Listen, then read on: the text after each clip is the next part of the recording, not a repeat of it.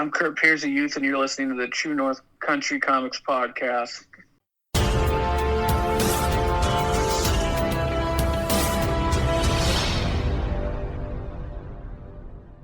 Welcome to the True North Country Comics Podcast, dedicated to promote Canadian comic book creators and supporters.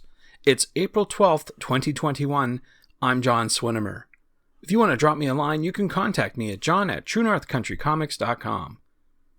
On this episode, I chat with Curt Pires about Youth, Season 2. The podcast is available on Apple Podcasts and Google Podcasts. It's also available on the True North Country Comics channel on YouTube. I invite you to like and subscribe. Curt is a writer, producer, and creative that splits his time between Calgary and Hollywood. His series Olympia, co-created by his father Tony Pires, is published by Image Comics. His other creator-owned series include Weird from Dark Horse Comics, Pop from Dark Horse Comics, The Tomorrows from Dark Horse Comics, and The Fiction from Boom Studios. Additionally, he has projects with Image Comics, Dark Horse Comics, and other publishers in various states of development. He enjoys telling stories that push both narrative and creative boundaries. Youth is described as an epic superhuman saga, unlike any other.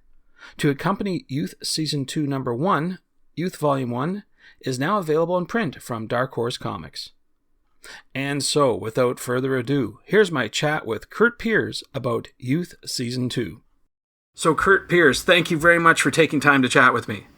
Yeah, thanks for having me. I appreciate your time. What I normally do to start off the interview is ask the creator about their first comic book. So I'm wondering if you remember, what was the first comic book that you read?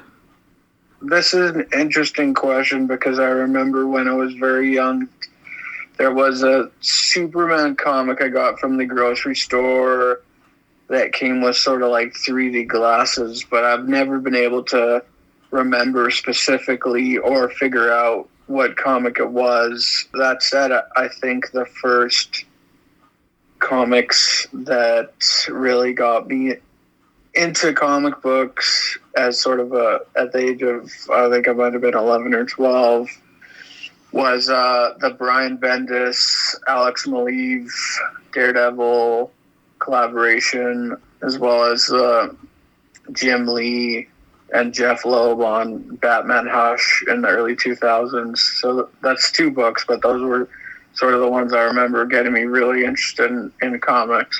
Absolutely. Those are great starts for sure. So I'm wondering, who influences your work today? Who are you reading now? So I'd say a lot of the people who influence me now are not necessarily comic creators, although there's certainly a handful of them who I think really influenced me. But I'm really inspired by writers like Cormac McCarthy, who's a famous novelist. There's a television writer named David Milch, who I'm a really big fan of, who created Deadwood. And then on the comic side of things, I'd say there's a handful of creators who really I found inspiring and sort of formative. And I'd say that's guys like Frank Miller. Mm-hmm. You know, I'm a huge Frank Miller fan even to this day. I think he's one of the few creators whose work I find really, really exciting. And then I'd say Grant Morrison's stuff was really formative for me reading it. Mm-hmm. And then, you know, there's sort of a handful of other guys whose stuff I would say influenced me, but I would say, Frank Miller is probably the biggest one. Cool. Yeah, lots of good influences there for sure. So we're here talking about your projects, Youth. So I want to first congratulate you on Youth Volume 1, published by Dark Horse. That's available now. And also available now is Youth Season 2, Issue Number 1. So congrats on that. That's great. Yeah, I really appreciate that. Yeah. So for those not familiar with Youth and the story behind it, I'm wondering how you would describe it to someone, and perhaps you could go into some of the origins of the project as well. Sure. So Youth is, I'd say, generally speaking, it's a teen superhero story, but we do things in kind of a distinctly different way.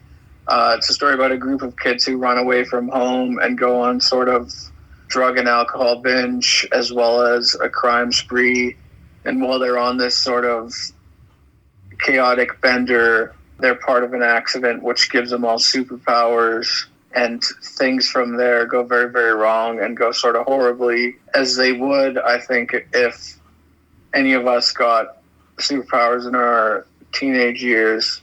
So sort of a little more grounded and realistic take on the teen superhero story than, stories like Teen Titans or Young Avengers. Just from reading those stories and being familiar with this sort of genre, I felt like there's sort of a lack of authenticity and missing piece in the way that these stories are told. And I wanted to tell a story that felt true to, the coming of age experience of myself and my friends, sort of the craziness of that encapsulated. And so I came up with Youth, which is sort of, my attempt to redefine the superhero story of teens.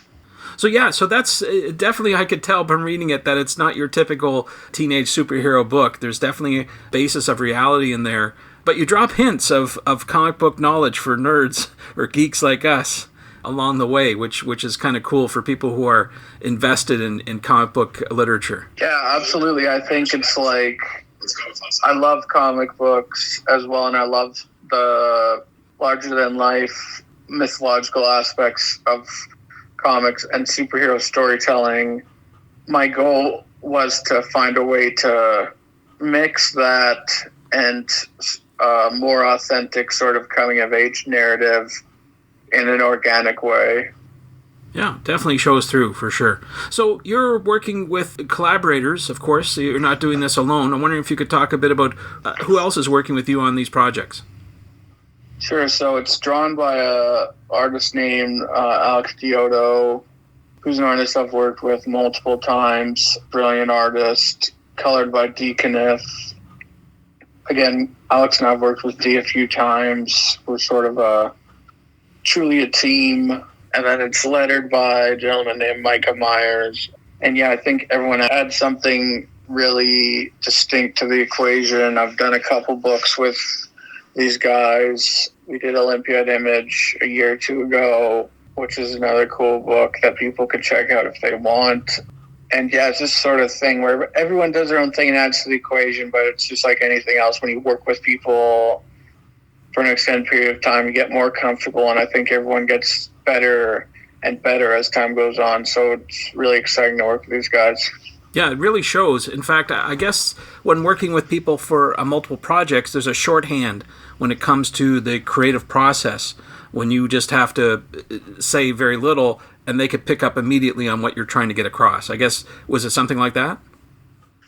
Yeah, for sure. So like Alex and I have really high level of trust between the two of us and the shorthand, like you say. So for like some of the action sequences, I'll write it in more of a classical Marvel style where I won't be breaking down specific panel counts or even, writing what needs to happen in each panel. I'll just broadly outline the action and sort of the key beats we need to hit, and then I'll let Alex lay it out and use as many panels as he wants. So I think it is a really pure way of making comics, and it's a really exciting way to make them. And I think that excitement translates to the page. And if you're comfortable enough with your collaborators that you can do it, it's certainly very cool. I think it harkens back to the magic of the, Stan Lee, Jack Kirby collaboration. Absolutely, yeah. In fact, I don't know if you mind this, but it reminds me of Powers with Bendis and Oeming, that sort of collaboration that just, it's instinctive right on the page there. So there's a little bit of that going on too. Oh, that's hugely complimentary. I think those are two tremendously talented creators, so thank you. Sure. Now, I want to switch gears ever so slightly because I understand that Youth is in development as an original series at Amazon. I know you can't say too much, but I'm wondering if you could talk a bit about your role with that project. I can talk about what's sort of been said publicly. So I'm writing the pilot, which is big. I'm also executive producing the series, so I'm actively creative involved in shaping it and developing our take.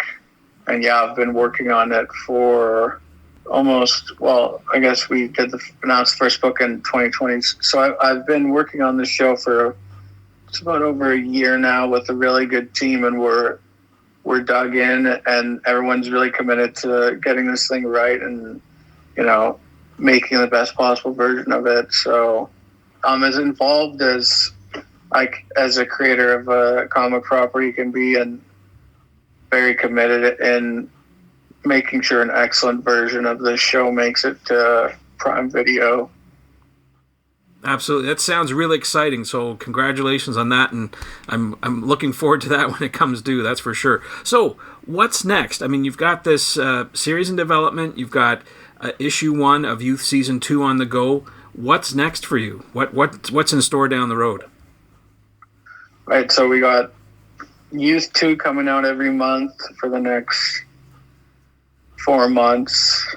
Then we've got the 2 new books we just announced as well, Memoria and Lost Falls. Those both with Comixology as well.